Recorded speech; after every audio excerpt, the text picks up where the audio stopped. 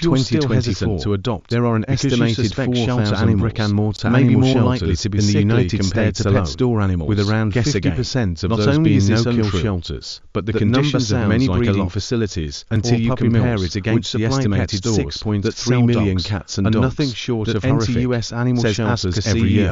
Fostering and adoption saves the lives of millions of animals every year, sick dogs from their breeding pools. Thousands more are still euthanized. Puppies from puppy mills sometimes come with congenital animal and hereditary conditions, including epilepsy, best-funded ones struggle to keep up with the sheer number of stray or surrendered animals. Other common misconceptions they take in on a constant regarding animal shelters. Adopting a shelter animal regarding shelter gives a lonely animal a good home, hygiene is and potentially saves their life.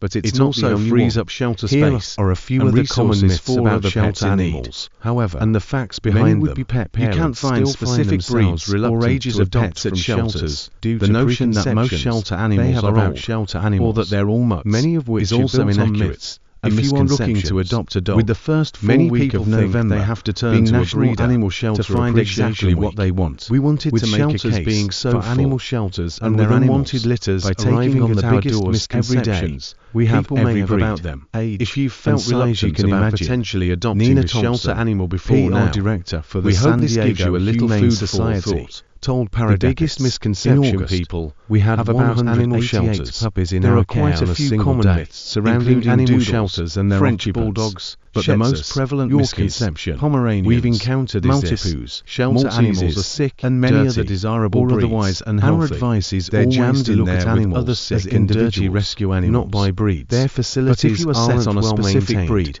You can still adopt to be ridden with diseases and more likely to have behavioural issues. For every single animal shelter in existence because of behavioural issues. The vast majority of them do the best they can with the resources they have. Primary reason there are unfortunate surrenders who don't deliver the level of care their animals deserve. Of the San Diego Humane Society, the majority of animal shelters are dirty. Most animals end up at the shelter places is because their owners are moving. Many animals may come into animal shelters. Some come in as strays, and their owners never come, but they don't remain that way. Is supported by statistics based on a 2020 data analysis report of their incoming animals. As the three biggest reasons no shelter surrender for contagious disease having to many animals among their occupants, 5% healthy, housing clean animals are easier to adopt out. And according to animal advocacy organization, or family member, when you adopt from a well-run shelter after adoption, you can generally expect many shelter animals to have initially suffer from depression, vaccinated, anxiety, dewormed, from being housed in the fleas and ticks, unfamiliar, possibly even microchipped, and oftentimes lonely and given an overall clean bill of health. However, long before they ever come home with you, shelter workers want to see their animals thrive.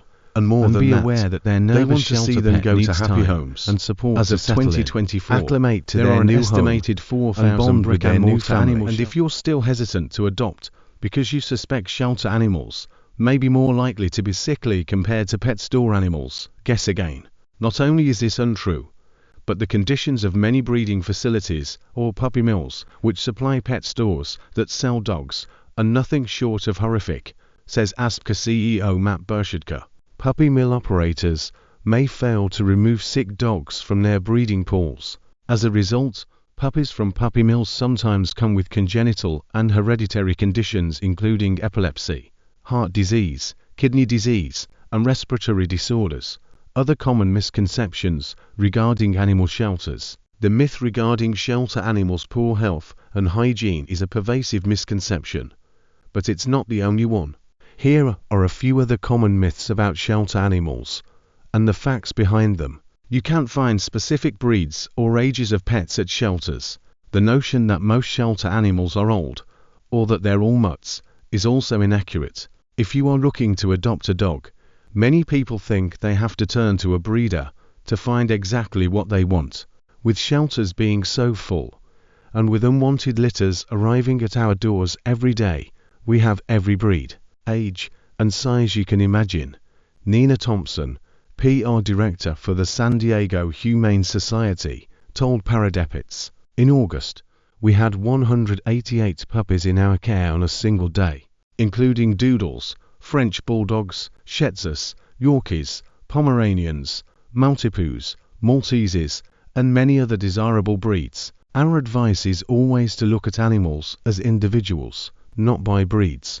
But if you are set on a specific breed, you can still adopt. Shelter animals are more likely to have behavioral issues, as some animals surrendered to shelters because of behavioral issues. Yes, however, it's far from the primary reason most animals are surrendered.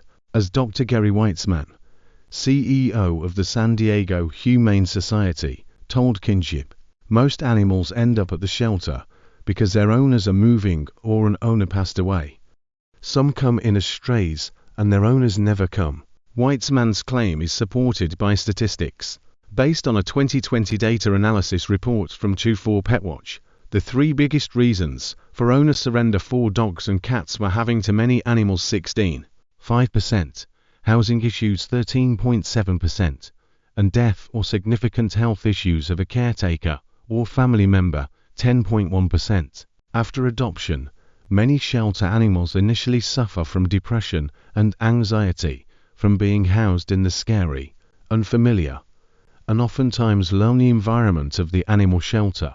However, pet parents should familiarize themselves with the 3-3-3 rule and be aware that their nervous shelter pet needs time and support to settle in, acclimate to their new home, and bond with their new family. You shouldn't support local kill shelters because they euthanize animals. We get it. Many animal lovers are understandably reluctant to support a shelter that has a euthanasia policy. However, it's for that exact reason that more potential adopters should consider adopting from these places, especially city or county-run shelters. The one misconception that bothers me more than most is that all municipal or county shelters are kill shelters. In other words, that they kill for space. Cat behaviorist Stephen Quant, who works at animal care centers of NYC, told Paradepits that just isn't true.